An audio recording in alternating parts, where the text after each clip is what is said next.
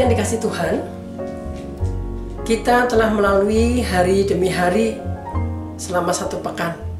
Bagaikan sebuah perjalanan, hari ini di hari Minggu kita pada perhentian untuk kembali menyegarkan jiwa kita. Mari kita angkat hati dan jiwa kita di dalam hadirat Tuhan, supaya kita beroleh kekuatan kembali, jiwa yang lemah disegarkan kembali. Kita mengangkat hati kita di dalam puji-pujian kepada Tuhan Sang Raja yang Maha Mulia dengan lagu pujian nomor 10 Kidung Jemaat bait 1 dan 2.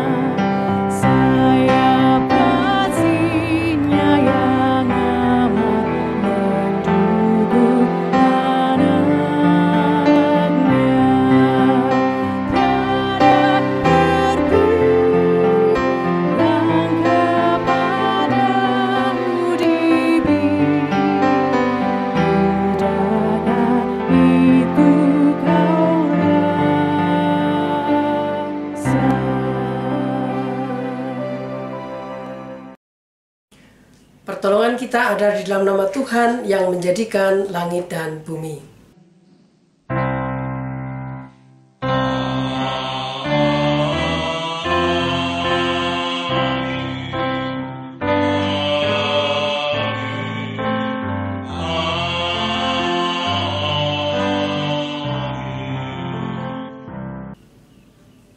Damai sejahtera Tuhan beserta saudara. Sesudah kita punya pengharapan bahwa apa yang kita lakukan menghasilkan sesuatu yang baik. Apa yang kita rencanakan terlaksana sesuai dengan yang kita harapkan. Namun kenyataan seringkali tidak seperti itu. Apa yang kita harapkan tidak terjadi dan apa yang terjadi justru mengecewakan.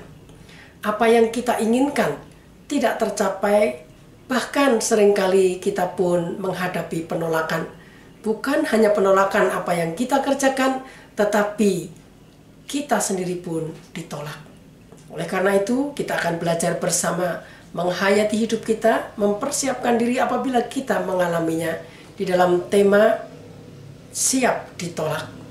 Kita membutuhkan hikmat dari Tuhan, hikmat yang besar dalam teladan Putra Tunggal Allah, Tuhan kita, Yesus Kristus. Mari kita semua memuji Tuhan kembali. Terpujilah Allah yang hikmatnya besar. Dengan lagu pujian, nyanyikanlah Kidung Baru nomor 3, bait 1 dan 2.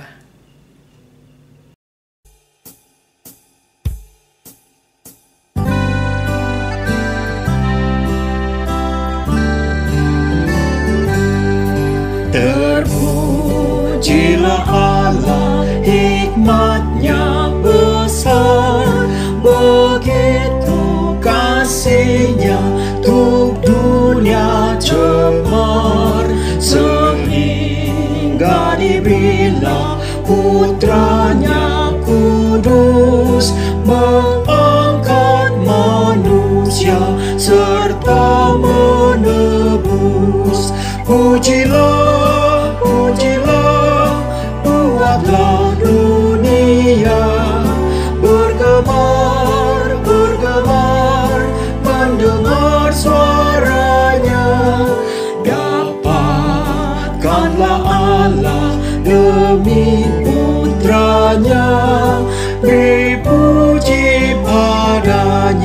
sebab hikmat-Nya.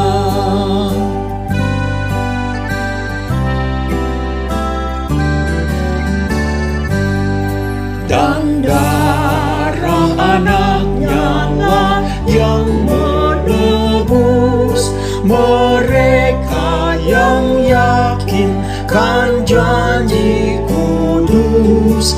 Dosanya betapapun juga keji, dihapus olehnya, dibasuh bersih.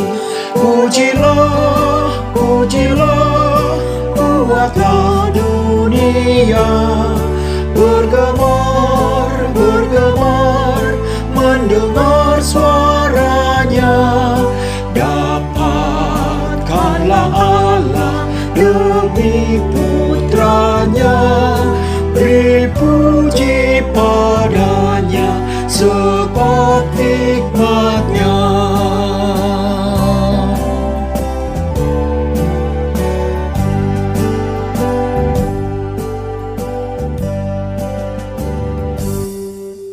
Saudara, mari kita berdoa. Allah yang penuh kasih, yang di dalam Tuhan kami Yesus Kristus boleh kami panggil sebagai Bapa, kami memuji-Mu, Allah kami yang mempunyai hikmat yang besar untuk dunia yang cemar di dalam Tuhan kami Yesus Kristus. Oleh karenanya saat ini kami ingin belajar melalui teladan Tuhan kami Yesus Kristus untuk menghadapi setiap pergumulan dan perjuangan kehidupan kami dengan penghayatan firman-Mu yang sebentar lagi akan kami baca dan kami renungkan.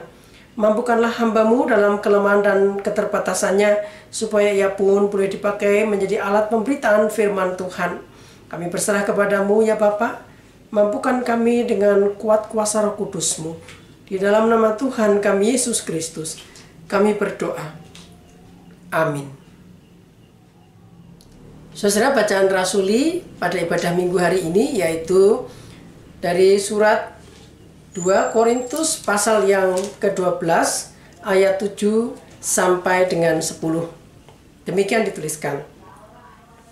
Dan supaya aku jangan meninggikan diri karena pernyataan-pernyataan yang luar biasa itu, aku diberi suatu duri dalam dagingku, yaitu seorang utusan iblis untuk menggocoh aku, supaya aku jangan meninggikan diri.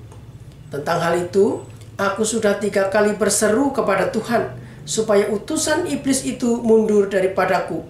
Tetapi jawab Tuhan kepadaku, cukuplah kasih karuniaku bagimu, sebab justru dalam kelemahanlah kuasaku menjadi sempurna. Sebab itu, terlebih suka aku bermegah atas kelemahanku, supaya kuasa Kristus turun menaungi aku. Karena itu aku senang dan rela di dalam kelemahan, di dalam siksaan, di dalam kesukaran, di dalam penganiayaan dan kesesakan oleh karena Kristus. Sebab jika aku lemah, maka aku kuat. Demikianlah firman Tuhan. Bacaan Injil Tuhan Yesus Kristus pada hari ini adalah Injil Tuhan Yesus Kristus menurut Markus pasal yang ke-6 ayat 1 sampai dengan 13. Demikian dituliskan. Kemudian Yesus berangkat dari situ dan tiba di tempat asalnya, sedang murid-muridnya mengikut Dia. Pada hari Sabat, Ia mulai mengajar di rumah ibadat, dan jemaat yang besar takjub ketika mendengar Dia, dan mereka berkata, dari mana diperolehnya semuanya itu? Hikmat apa pulakah yang diberikan kepadanya?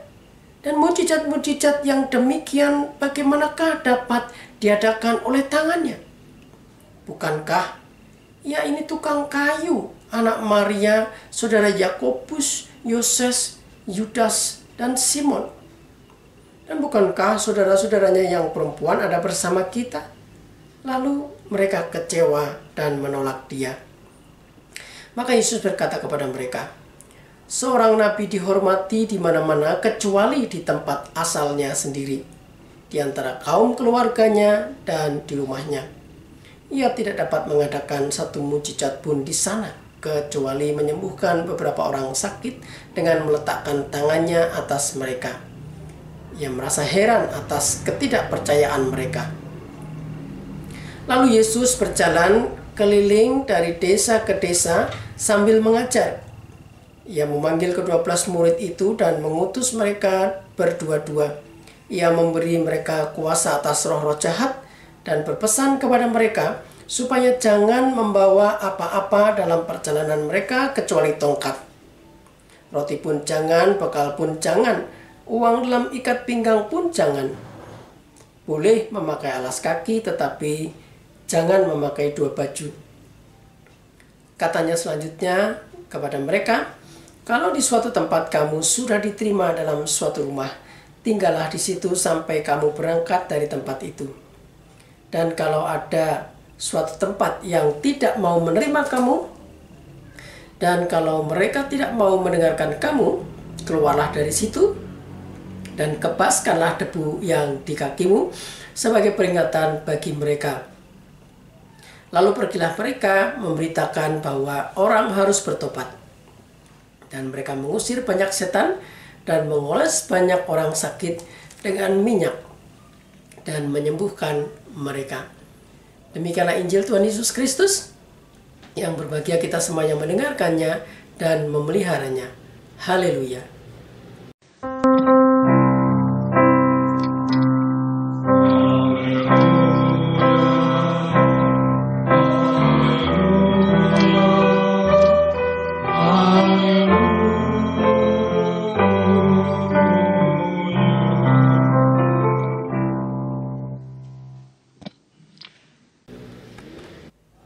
Selamat pagi saudara, puji Tuhan hari ini di hari Minggu kita masih bisa beribadah sekalipun secara online dari rumah masing-masing. Dalam kisah Injil hari ini pun Tuhan Yesus tidak lagi bisa mengajar di sinagoga, di tempat ibadah. Ia harus mengalami penolakan dan ia mengajar di tempat lain. Ia berjalan dari satu tempat ke tempat lain. Saudara, kenapa mereka menolak Tuhan Yesus? Padahal biasanya orang yang hebat itu sungguh sangat membanggakan orang-orang di kampungnya. Tuhan Yesus diakui kehebatannya oleh orang-orang yang menolaknya, bahwa ia sungguh punya hikmat yang hebat. Ia mampu melakukan mujizat-mujizat yang hebat. Tetapi mereka menolaknya. Padahal kalau kita melihat dalam pengalaman kita sehari-hari, kalau ada orang yang hebat, orang-orang di kampungnya turut bangga. Contohnya Presiden Soeharto di Godean misalnya. Di Godean sana orang sungguh sangat bangga kepada Presiden Soeharto. Demikian juga SBY di Pacitan. Banyak orang bangga pada SBY di Pacitan. Dan saat ini Presiden Joko Widodo pun nampaknya demikian. Orang-orang Solo banyak yang bangga akan kehebatan Bapak Joko Widodo. Bahkan ada juga yang secara berlebihan membanggakan seseorang yang tidak terkait langsung, tetapi seolah-olah kita merasa ia adalah bagian dari negara Indonesia, yaitu Presiden Barack Obama, Presiden Amerika. Seolah-olah ia orang Indonesia karena dia pernah bersekolah di SD di Indonesia, di Jakarta. Nah saudara, apa kira-kira yang menyebabkan Tuhan Yesus ditolak oleh orang-orang di kampungnya? Saudara, orang-orang di kampung Yesus bahkan menghina Tuhan Yesus dengan mengatakannya tukang kayu anak Maria.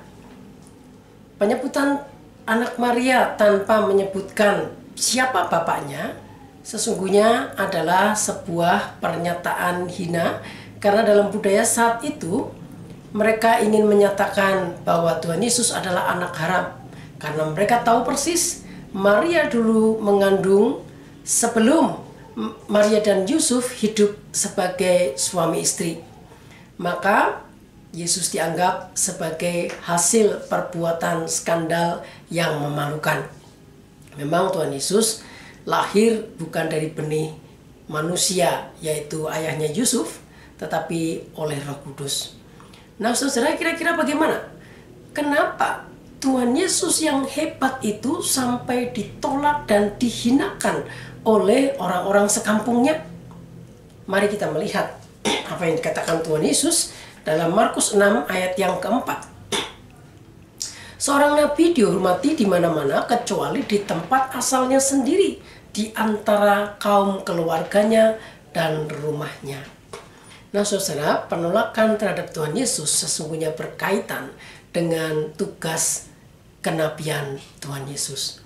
Kalau kita melihat bagaimana kisah nabi-nabi dalam Perjanjian Lama, nabi-nabi selalu menyuarakan kebenaran yang seringkali menyakitkan, karena itu berupa teguran peringatan yang keras kepada penguasa. Contohnya, Nabi Nathan ketika menegur Raja Daud yang selingkuh dengan Batseba. Sungguh sangat memalukan. Sulit untuk menerima teguran yang keras seperti itu. Tetapi saudara, suara kenabian, teguran, menyatakan kebenaran itu sesuatu yang penting untuk dinyatakan dan harus dihayati. Gambarannya mungkin seperti kalau kita sedang mengalami gangguan kesehatan, ada organ-organ tubuh kita yang tidak berjalan dengan baik atau sedang sakit, maka kita perlu untuk berobat. Obat itu biasanya pahit, tidak enak. Bahkan obat itu seringkali ketika parah, dia juga bukan hanya menyerang penyakit, tetapi juga menyebabkan sel-sel dalam tubuh kita pun terganggu. Seperti halnya antibiotik. Antibiotik itu juga ketika diminum menyebabkan tubuh rasanya tidak enak, dan itu akan menyakitkan. Tetapi biar bagaimanapun, itu penting untuk dilakukan. Nah, saudara, menyampaikan kebenaran seringkali mengalami penolakan. Bahkan penolakan itu bukan hanya tentang apa yang disampaikan, tetapi seringkali juga menyerang pribadi seperti apa yang dialami oleh Tuhan Yesus. Nah, oleh karena itu banyak orang berpikir lebih baik tidak usah saja melakukan hal itu kalau ditolak. Terlalu banyak yang menyakitkan dan tidak bisa melakukan apa-apa. Wong Tuhan Yesus saja tidak bisa melakukan apa-apa di kampungnya. Coba kita lihat Markus 6 ayat yang kelima. Di sana dituliskan, ia tidak dapat mengadakan satu mujizat pun di sana, di kampung halamannya. Tapi saudara, mari kita lihat ayat ini dengan lengkap. Ini adalah sebuah gaya bahasa. Kita lihat Markus 6 ayat yang kelima. Di sana dituliskan, ia tidak dapat mengadakan satu mujizat pun di sana, kecuali menyembuhkan beberapa orang sakit dengan meletakkan tangannya atas mereka. Ada kata kecuali menyembuhkan orang sakit. Menyembuhkan orang sakit sekalipun mungkin nampaknya tidak terlalu berarti, tidak banyak orang, dan mungkin sakitnya bukan sakit yang nampak hebat dengan penyembuhan-penyembuhan yang menakjubkan. Tetapi tetap saja ada yang bisa dilakukan oleh Tuhan Yesus di sana. Sekalipun Tuhan Yesus tidak memaksakan diri kepada mereka yang menolaknya, tetapi masih bisa Tuhan Yesus melakukan sesuatu walaupun sedikit nampaknya. Dan itu pun yang disampaikan kepada murid-muridnya oleh Tuhan Yesus, supaya para murid tidak memaksakan diri ketika ditolak.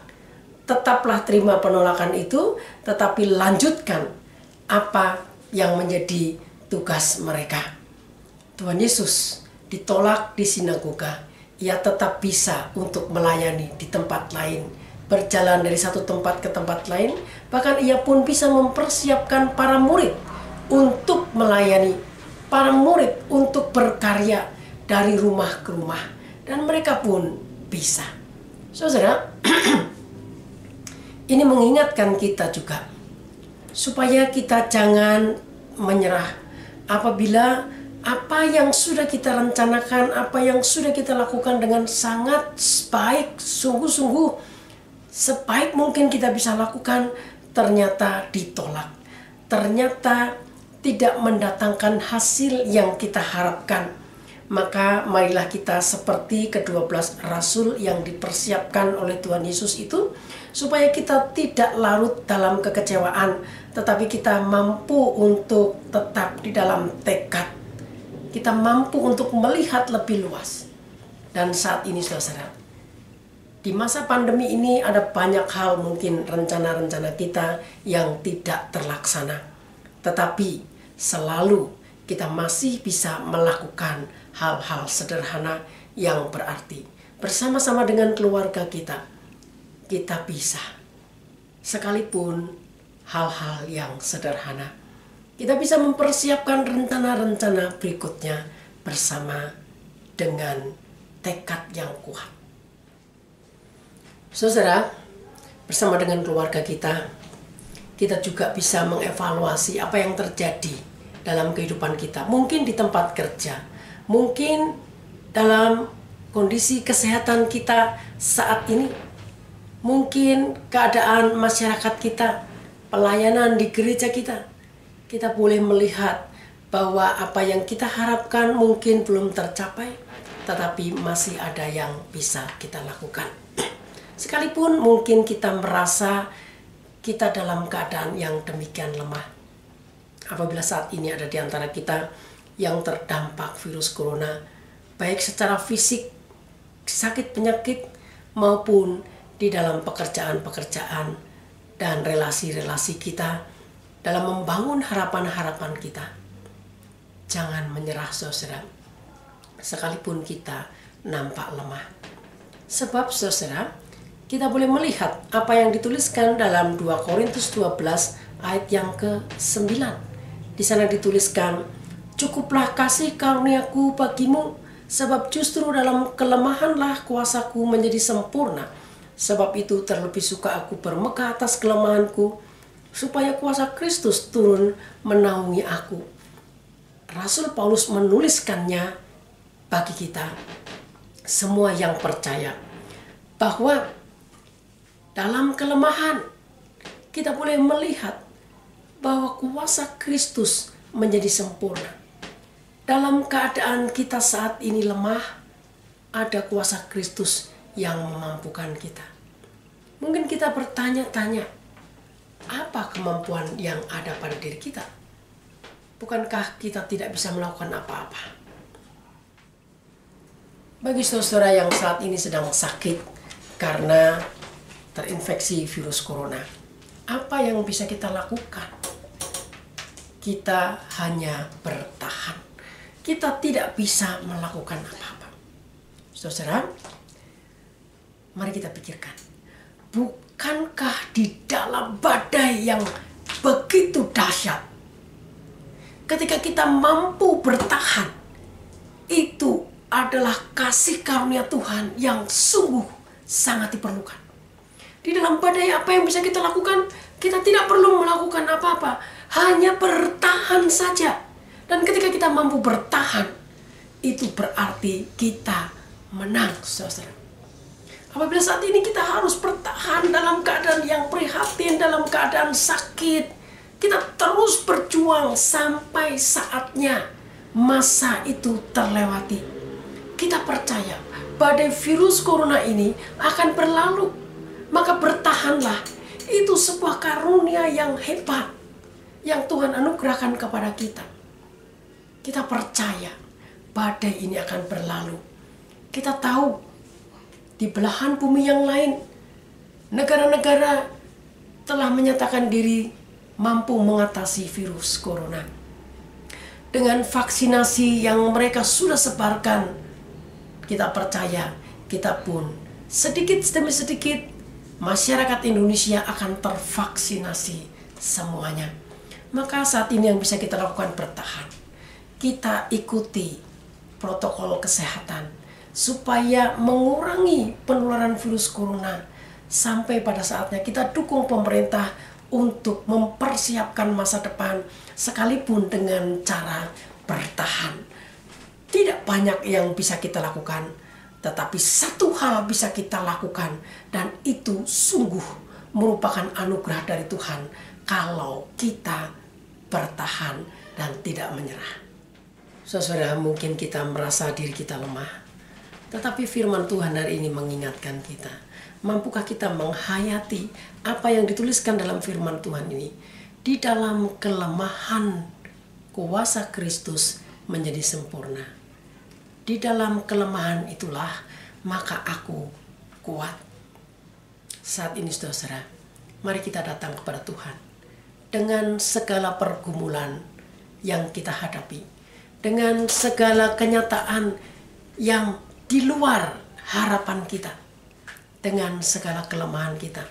Mampukah kita berkata bahwa cukuplah kasih karunia Tuhan bagi kami, sehingga kita pun bisa mengikuti teladan Tuhan Yesus Kristus, sekalipun ia tidak dapat mengadakan satu mukjizat pun yang nampak hebat, tetapi mampu Tuhan Yesus menyembuhkan beberapa orang sakit dengan meletakkan tangan atas mereka. Dan lebih daripada itu, Tuhan mampu mempersiapkan para murid untuk juga melakukan tugas-tugas pelayanan, mempersiapkan para murid bahkan menjadi rasul-rasul yang terus mengabarkan warta sukacita bagi seluruh dunia, bahkan sampai kepada kita. Kita beroleh firman Tuhan, catatan para rasul, pengalaman iman dari para rasul. Saudara, kenyataan yang ada, pandemi virus corona dan juga pergumulan-pergumulan pribadi kita yang lain, marilah kita terima sebagaimana para murid menerima penolakan. Menerima bukan dengan menyerah, tetapi tetap dengan tekad yang kuat melakukan apa yang bisa dilakukan. Sebab selalu masih ada yang bisa kita lakukan, dan kasih karunia Tuhan demikian besar bagi kita. Mampukah kita melihatnya di dalam terang firman Tuhan? Selalu ada pengharapan, sekalipun saat kita lemah. Dan kita bisa berkata sebagaimana Rasul Paulus berkata, sebab jika aku lemah, maka aku kuat. Jika aku lemah, maka kita boleh merasakan kekuatan Tuhan Yesus Kristus itu sempurna menolong kita.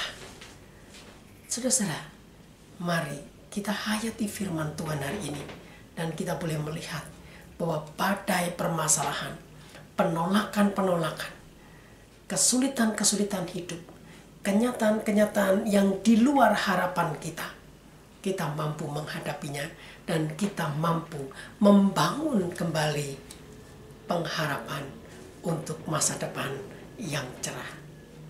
Tuhan memberkati kita. Amin. Saudara, mari kita menyatukan hati kita di dalam doa. Kita berdoa. Allah yang penuh kasih, kami mengucap syukur untuk firman-Mu hari ini yang mengingatkan kami bahwa sesungguhnya kasih karunia Allah itu cukup di dalam kehidupan kami.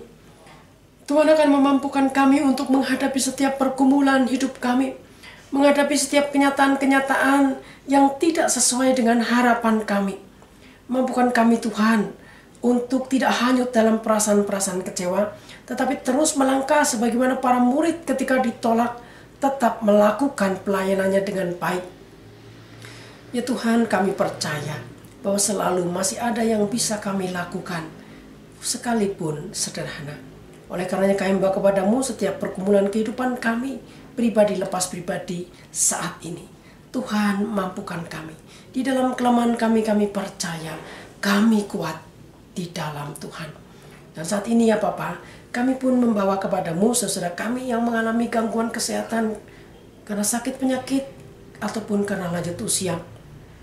Kami berdoa untuk Ibu Nafiah, untuk Ibu Sumarni, untuk Bapak Wagiman, untuk Ibu Sri Suharyani, untuk Ibu Suparyanti Sakimin, untuk Bapak Mitroda Simin, untuk Ibu Agus, Saudara Sabto, untuk Bapak Edi Siswanto dan Ibu Siti Sutiasi, untuk Bapak Jati dan Ibu Ica, untuk Bapak Handoko dan Ibu Ratna, untuk saudara kami yang mengalami gangguan kesehatan yang tidak dapat kami sebutkan satu persatu. Tuhan, tolong kami, mampukan kami Tuhan untuk boleh dipulihkan dan melihat pengharapan di dalam Tuhan. Mampukan kami untuk menghayati kasih karunia-Mu yang cukup atas kami. Mampukan kami bertahan sehingga badai ini boleh lewat. Kami berdoa untuk Pak David dan Ibu Urip juga yang sedang mengalami perawatan untuk pemulihan kesehatannya, dan saudara kami yang lain yang tidak dapat kami sebutkan satu persatu. Tuhan, tolong kami. Kami percaya kehidupan kami ada dalam kuasa-Mu. Ampuni kami untuk segala kekecewaan kami yang kurang menghayati bahwa kasih karunia-Mu cukup bagi kami. Ampuni kami atas segala keinginan-keinginan kami yang tidak sesuai dengan kehendak-Mu. Kami berdoa dan memohon agar Roh Kudus-Mu menyempurnakan doa yang tidak sempurna ini. Untuk setiap keluhan-keluhan yang tak terucapkan, kiranya hanya kehendak-Mu lah yang terjadi atas kami. Mampukan gereja-Mu GKI Tegalrejo untuk terus dapat melayani dengan baik, supaya semakin banyak orang merasakan berkat Tuhan dan menjadi berkat melalui gereja-Mu ini. Mampukan para pemimpin bangsa kami untuk mengatasi masalah pandemi ini dan terus membangun kehidupan bangsa kami. Tolonglah kami rakyat Indonesia juga untuk boleh mendukung pemerintah kami dengan baik. Kepada-Mu kami berserah ya Tuhan, hanya di dalam nama Tuhan kami Yesus Kristus kami berdoa. Amin. Mari saudara kita lanjutkan langkah kehidupan kita. Di dalam setiap pergumulan dan perjuangan, jangan kita lengah, jangan kita menyerah. Teruslah pelihara syukur dengan melihat bahwa kasih karunia Allah cukup di dalam kehidupan kita untuk bertahan, dan pada saatnya kita boleh kembali bangkit di dalam hidup yang penuh pengharapan. Mari arahkanlah hati kepada Tuhan dan terimalah berkat-Nya. Kasih karunia dan damai sejahtera dari Allah Bapa dan dari Tuhan kita Yesus Kristus serta persekutuan dengan Roh Kudus akan selalu memampukan kita menghadapi setiap kenyataan di dalam berkat-Nya. Amin.